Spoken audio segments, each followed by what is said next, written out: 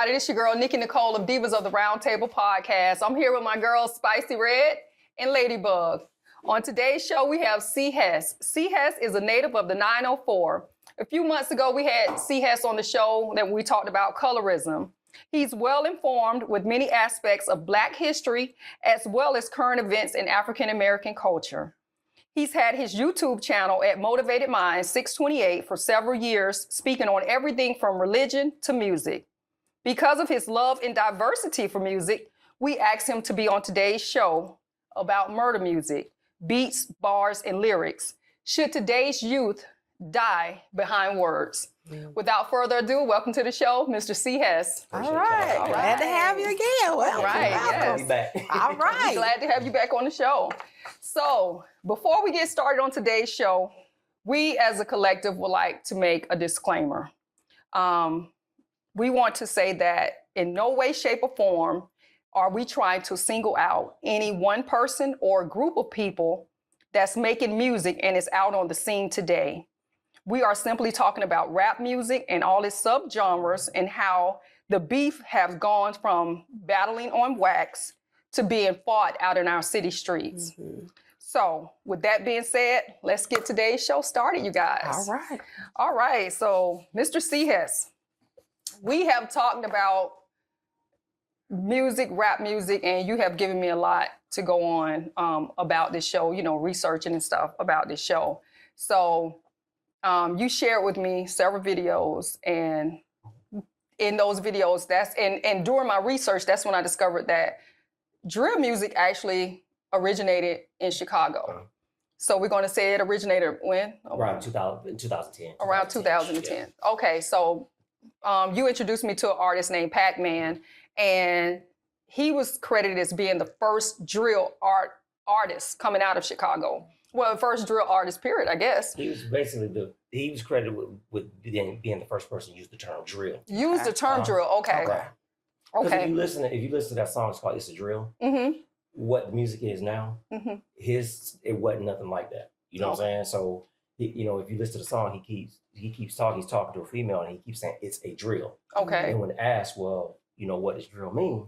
Mm-hmm. Basically they're saying it can mean anything. Mm-hmm. And what I know, King Louis, who really is credited with the father of drill, the first drill artist. Okay. King Louis, he said, well, the drill can mean anything. Mm-hmm. So what they took it to mean, as far as the gang stuff and the killing and all that, that's not what it started off as. Okay. Right. So I also read too, like King Louis and like we said, Pac-Man and some of those guys, they were doing drill in Chicago back in the day. But Chief Keef is the one that kind of like took it internationally mainstream to where people all over was kind of getting into that form of rap. Right. With Chief Keef being on the scene, Chief Keef is one of the few guys that kind of, I guess we're going to say, made it out alive, because drill has taken a lot of those artists, man, a lot of those boys from Chicago and other places as well. We'll get into that. But right now, speaking on Chicago, a lot of those artists is no longer with us. They're either dead or in jail. Mm-hmm. Why do you think that it has gone from, I asked the question, was it studio beef that went into the streets or street beef that went into the studio? So it was street stuff that went to the studio, because what you have to understand about what they call drill music. Drill music is nothing more than another form of gangster rap. Mm-hmm. That's all it is, right? So back when we were growing up, you had your NWAs, Ice Cube, Ice-T, Schoolie D's, and all that stuff. Right. So it was like in Chicago, it started with gangs. And you start peeling the onion back, what you'll realize is really between a couple different sets, but mainly the GDs, your gangster disciples, and your BDs, which is your black disciples, right? Okay. So really that's what it started off as, right? So when you start talking, let's say King Louis was the one that kind of elevated it, even though in his music, he wasn't as direct as some of these kids are now. Okay. So he was talking about it, but he really wasn't talking about it, nor did he talk about any type of gang affiliation. Okay. So you mentioned Chief Keef. What happened was Chief Keef was the one that blew it up, because you had a lot of artists. You had, like, L.A. Capone is one of my favorite artists from Chicago, right? Yeah. Then you had people like E-Day, C-Day, Rondo Number 9, and a couple others. Mm-hmm. But Chief Keef was the one that caught fire nationwide with like a song like Love Sosa. Yes. Right? Okay, so everybody knew about that. Yes. So when he did this song called 300, because nobody's really paying attention to the quote unquote drill music. Okay. We knew about Twister, right? Right. And some of the other artists back then. Right. But nobody's really paying attention to that music unless you just follow music. Okay. Chief Keef did this song, in my opinion, that was 300, and then he had this song called Off Tuka, right? Okay. That's when everybody started kind of taking notice. But what made was them beats, right? It's something about them beats and drill music that when you listen to like the melody, to me, it's almost like, it's kind of like eerie, but it's kind of like hypnotizing, right? Okay. And that's how you know a drill beat. It's kind of like, you remember when Lil Jon was doing like crunk music? Yes. Okay, so it's kind of like crunk music had its own distinct sound. Yes. Bass music that we grew up on Have its own unique it has its sound. own distinct sound, right? Yeah. Drill music is a spinoff of trap music. Okay. But when you listen to it and you hear them beats, it's like it's almost hypnotizing. Okay. So that's what caused it to catch fire. But that song Off Tuka, what he was talking about was Tuka was a 16-year-old kid that got murdered at the bus. He was 15. They got murdered at the bus stop. They put that right in the music. So that's what kind of blew it up. Wow. Okay. Okay. Wow. And I think in today's society, with our youth today, or the young kids who are making the music today, it's an outlet. They're creative. They're expressing themselves. But then some of them, it's a way to get clout, promote violence, talk about illegal activities, to diss others. So that's their way to express themselves instead of, when we had a problem, we had a beef, what do? We had a conversation and we talked about it. Today, they don't have these conversations. They go to the music and they diss each other. Yeah. They diss each other, mama, family, talking about how they're gonna come get you, your family.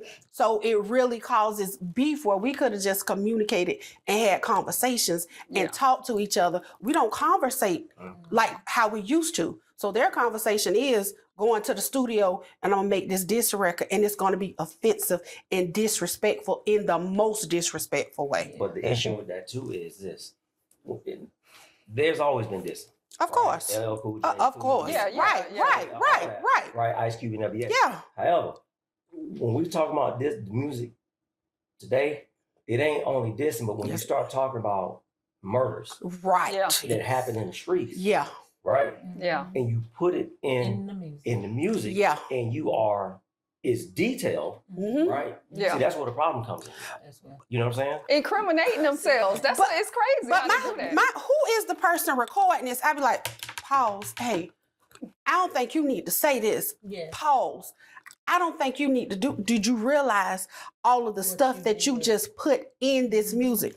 Well, it's No. one or two things with that, Ladybug. One or two things. Either the people that's recording it is down with the same type of activity, or they're just there to get the money. They there to make $1. So Probably there to get $1. So here's the question about that, right? So you're saying who's recording? So think about this. You remember like when we was growing up, you had your Public Enemies, your X-Clans, your Boogie Down Productions, right? Your conscious music. Right, Yes. conscious. It ain't went nowhere. It's still here. It very You got artists like D1 and a couple of Denzel Curry, so it's still there. right. When you say who's recording it, you got to realize it's what's popular, right? So a lot of these record companies and the people over social media, right? They're the ones that's pushing it. So you got to think this stuff is intentional, But right? just because it's popular does not mean that it is correct. And we have let their popularity desensitize us from our normal norms of what is appropriate behavior or what is inappropriate behavior. Yeah. When we were growing up, we couldn't say half of this stuff. We couldn't talk about half of this stuff. Half of the stuff couldn't be in there. I saw MC Light, a video of her on a morning talk show, and she was talking about how she was in a club back in the day, and that's when they started using all the B words. MC Light told the DJ, hey, turn that song off, and he turned it off. Today, you can't go in the club and you can't say that. On the radio, they play it. So we have become desensitized, which promotes the violence, because now we see the violence. It doesn't do anything for our youth, our young folks. They're exposed to so much stuff before their time. But think about this for a second. You got to think about it, because everything you said is true. But let's back up. Think about when, let's just say, because it all started with Schoolie D. He had a song called PSK, right? Back in like 86. So it's always been in music. PSK stood for Parkside Killers, right? He's out of Philly.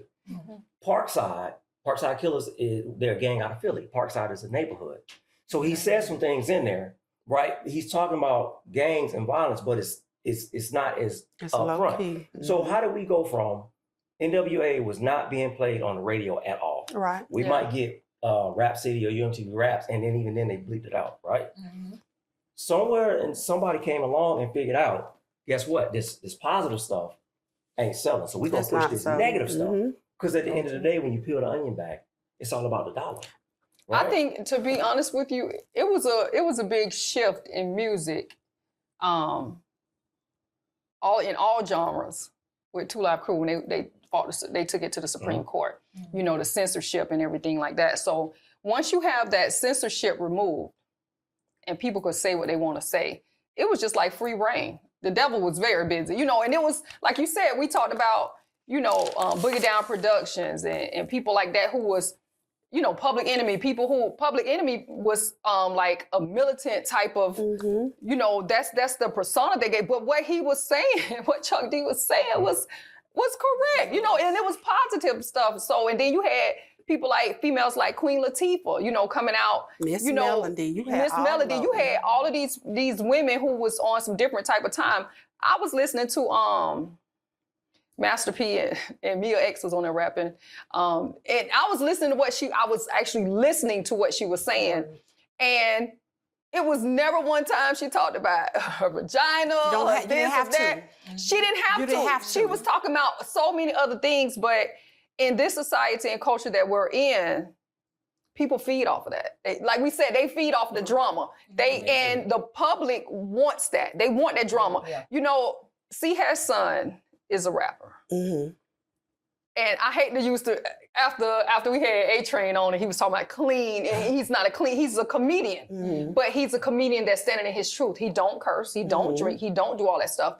And Cee Hess' son is what I would call a clean rapper. And he is talented. Like, I've heard his music. I'm trying to he gave us permission to use some of his music with our clips, you know, when we get ready to do little videos and stuff.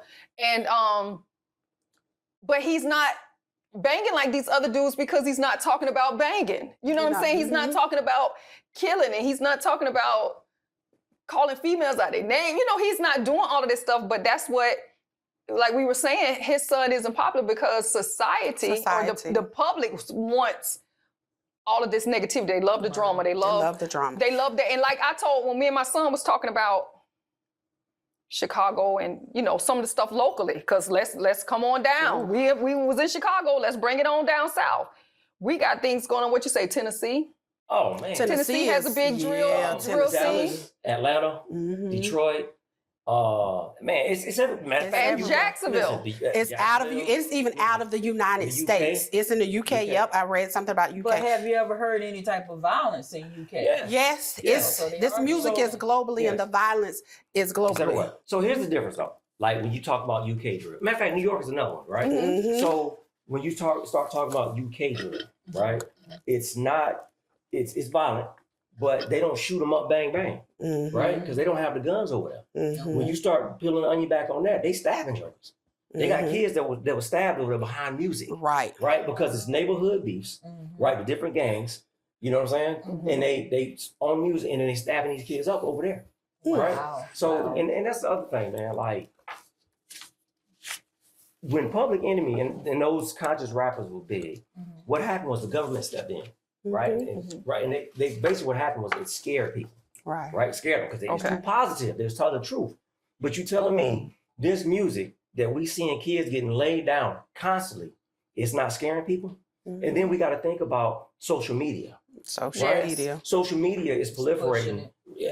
So now I know about what's going on in Chicago. I know what's going on in Detroit. Right, I know what's going on. Let's say Wisconsin. I know what's going on in the UK.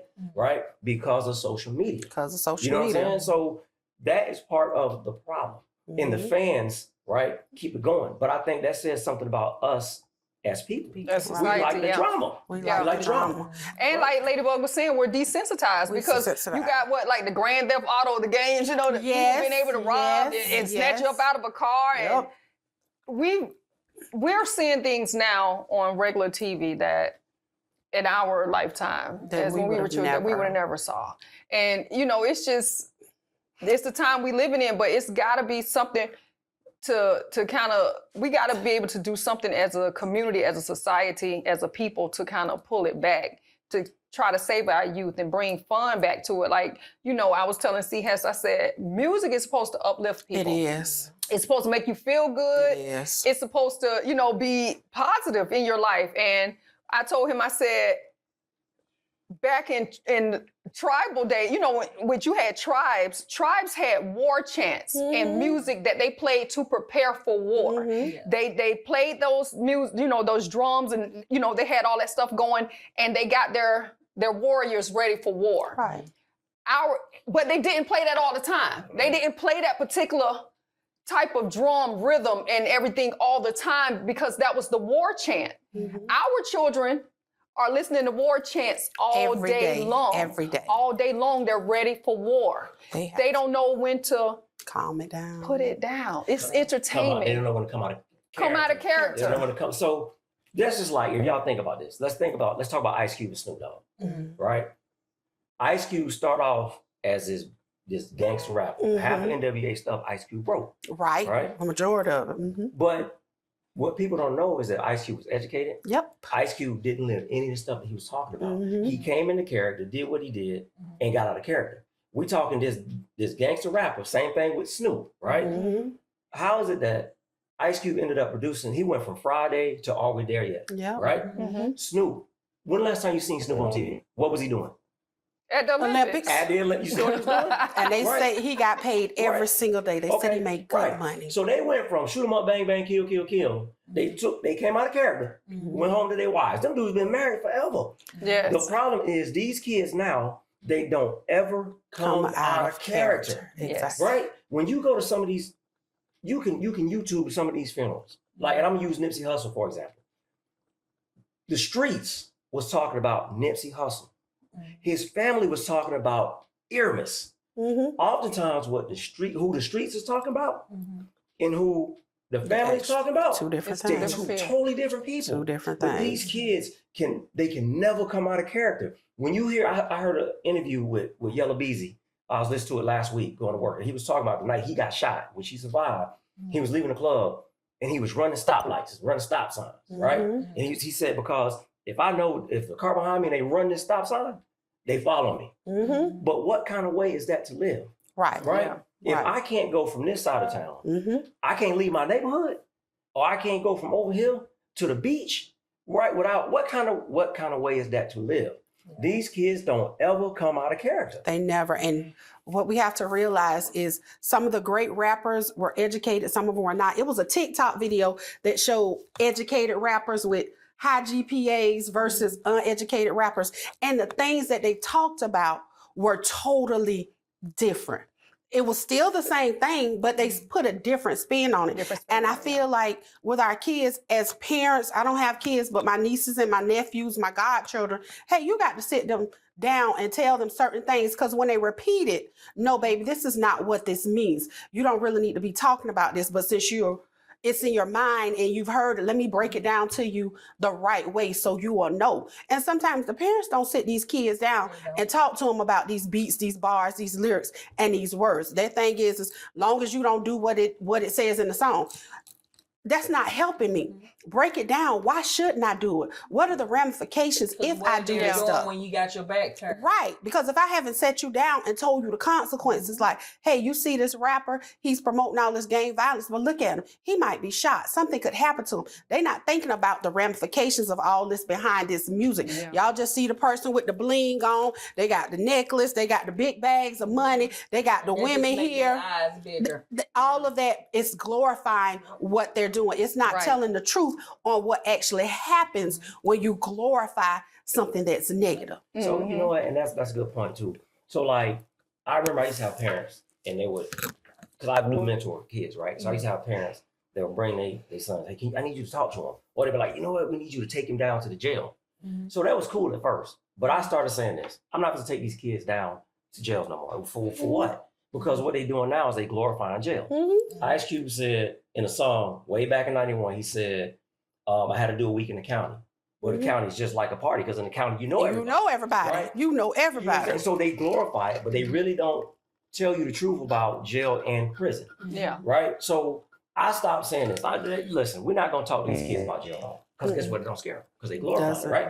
So what I started telling parents is this. The first thing you need to do is listen, little bro, if you want to stay in the streets, cool.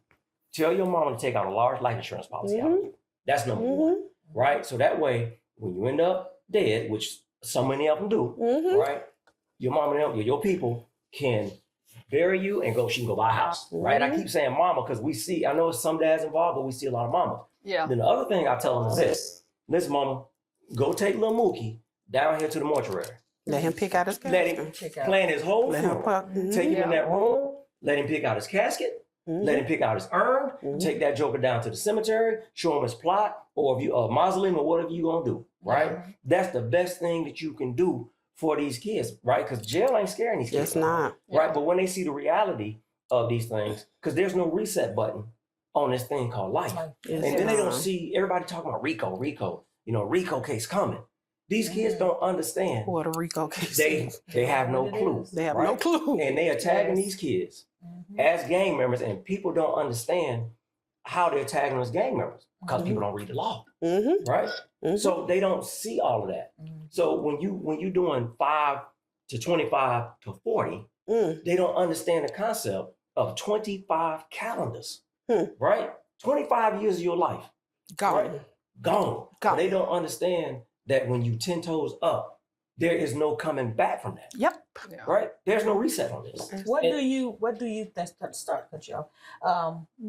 think it will take for these young people to put the BS aside to just get back to making good music? I think some of this stuff is too far gone. It's too. But in my opinion, what it's going to take is us as the community, and the media is what keep a lot of this stuff going. Yep. But these kids don't see because they don't ever show them anything positive, right? So the media, and we have to constantly show them positive images, right? So think about this for a second. Like I was in the Army for a very long time. From day one of basic training, right? All we heard was kill, kill, kill, right? What spirit of the bayonet? Blood and guts. Kill, kill, kill. What makes green grass grow? Blood and guts. For 8-9 straight weeks, that's all I heard. So think about these kids. If when you turn on the TV or you go on YouTube, if the only thing you hear is shoot them up, bang, bang, kill, kill, kill, kill, kill, what you think is going to happen in their minds? So we have to start showing them positive images of themselves. Exactly. Instead of glorifying the gangsters. Instead of glorifying it. Because it takes so many it takes so many positives to reverse those. I think it's like 15 to 20 positives. And we're not giving our children a fair chance because they see this negativity in the video games.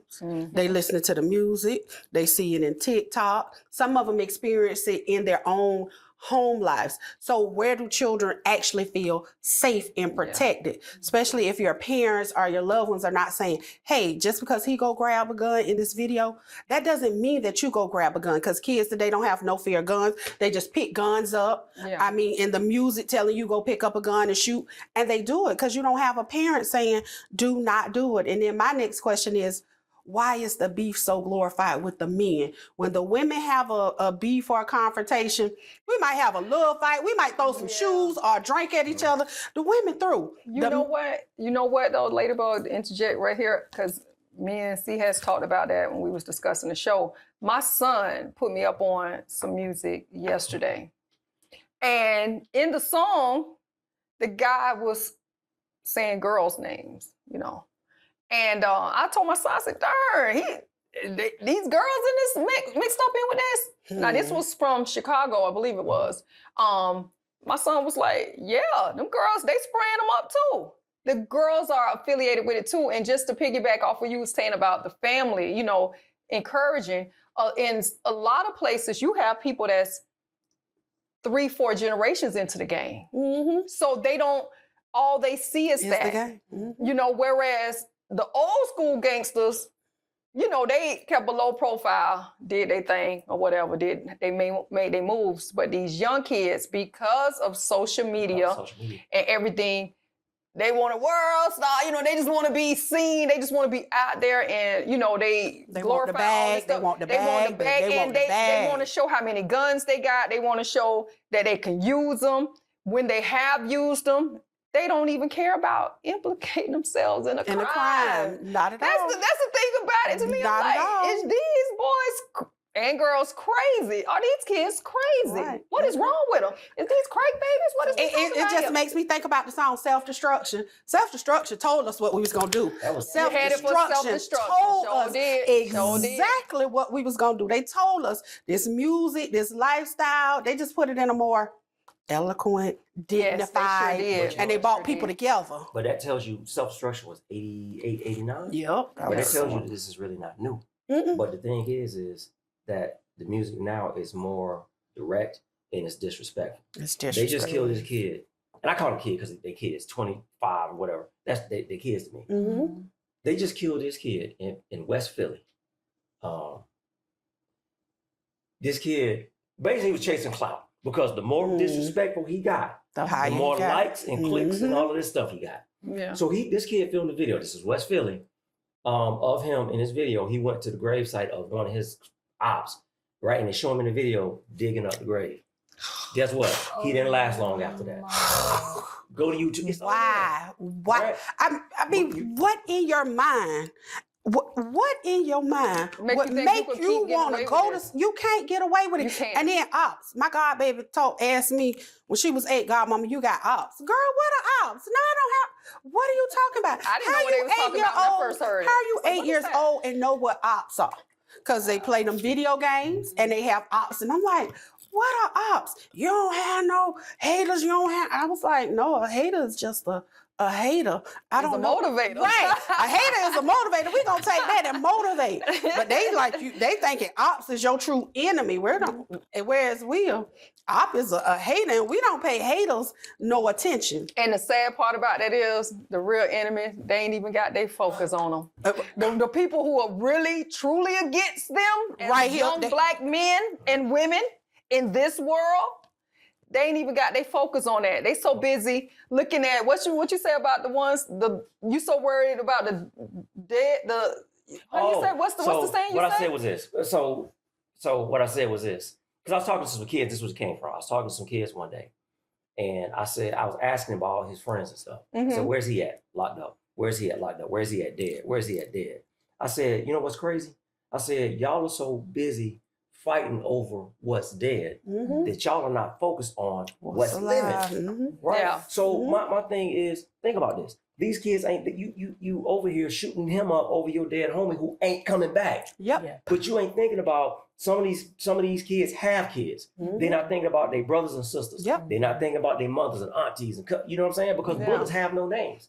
Right. And So- who's gonna raise some children? It- Who gonna take care of all these people? Because you know your mama don't have insurance, your grandmama don't have insurance. They don't have insurance. They're around here selling fish dinners and chicken dinners to pay for your GoFundMe. funeral. A GoFundMe, which is the tackiest thing I ever thought I've ever seen. A GoFundMe, and our morals and our priorities are just all screwed up behind music, society, trying to live this quick life, this fast life, this dollar bill over something in music. And you know, music is so powerful. It is. In my It is. classroom, There is. you know, music, the beats do something to you. Yes. The beats do something to you. So it's 60 beats per minute to calm you down.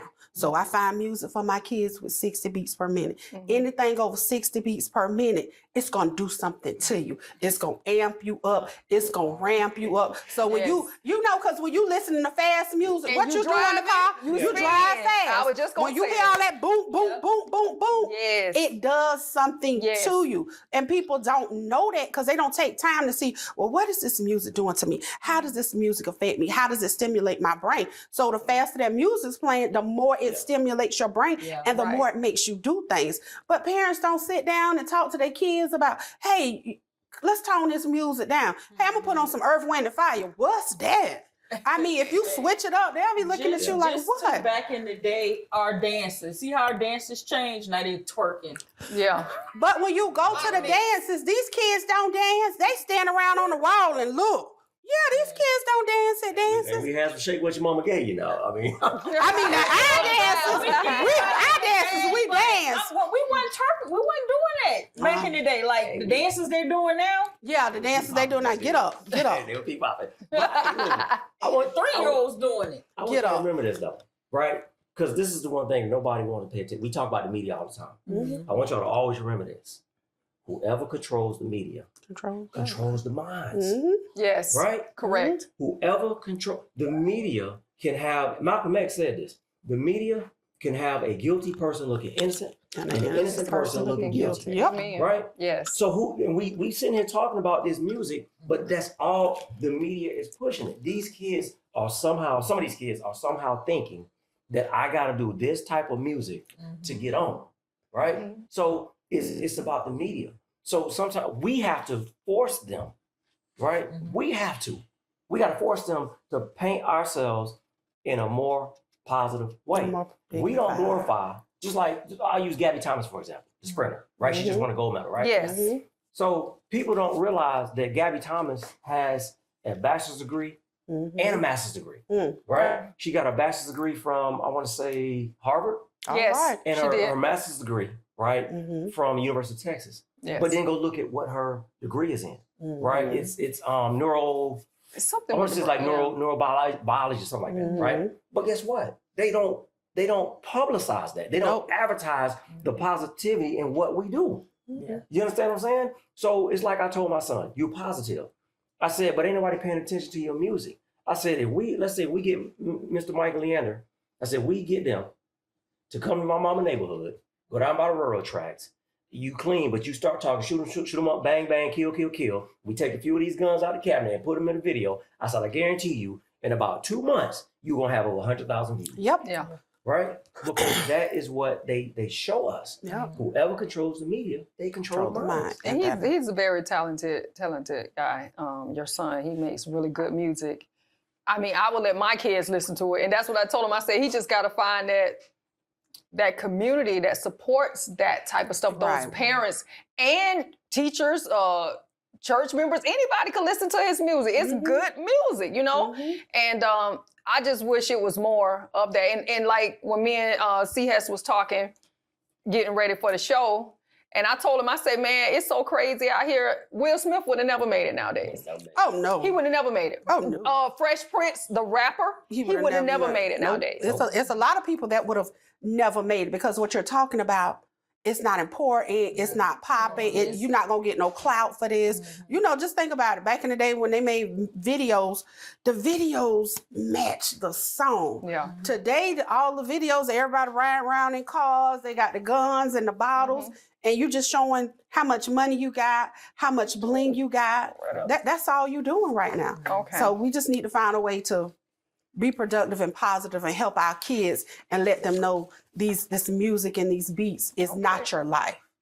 All right, well, we're coming to the end of the show, you guys. This was a good show. It was a good topic. It was good. And as you all know, when we get ready to end the show, we do an end with 10.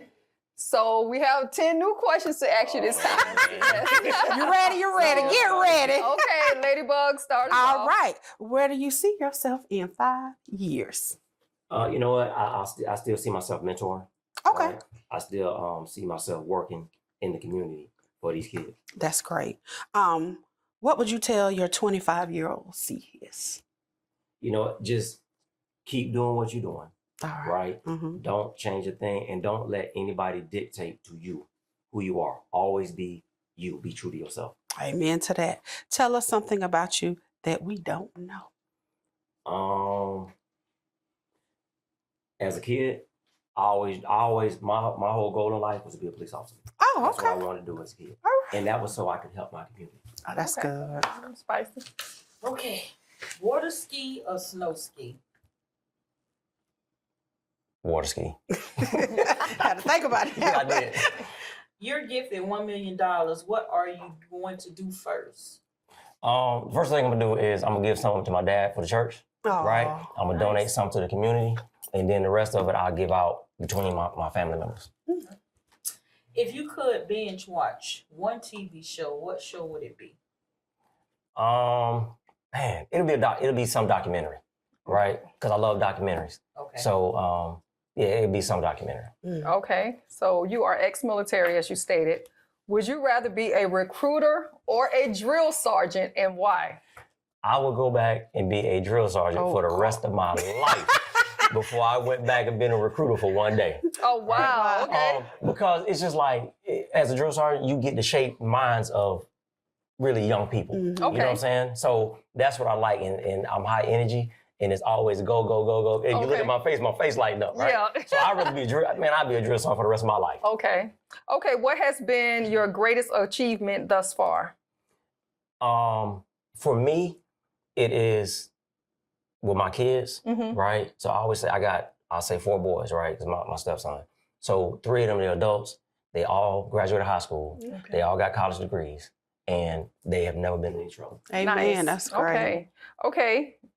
A nice scenic motorcycle ride on a windy road, or a straight shot on the Autobahn in Germany? Man, I'm taking that windy road. Okay. Okay, and what do you like to do in your free time? I read a lot. Mainly about Black history, you know, about us. And I really watch a lot of documentaries about us on Black history. Okay, nice. So there you have it, folks. You can catch Cee Hess on his YouTube channel, Motivated Minds 628. And he's always doing stuff positive for the Black community and for everybody. I think all of this knowledge is not just a Black thing, it's for everybody. And so we want to thank you all for tuning in today. Don't forget, if you get that call from school telling you're going to pick up your bad behind kids, think of our girl, Ladybug. She's been a teacher now 27 years. If you're on the highways and byways of the good old United States and you pass that FedEx truck, give a special horn blow for my girl Spicy Red. And if you're thinking about anything with love, peace, and prosperity, please think of me. Thank y'all for tuning in. Be blessed. All right.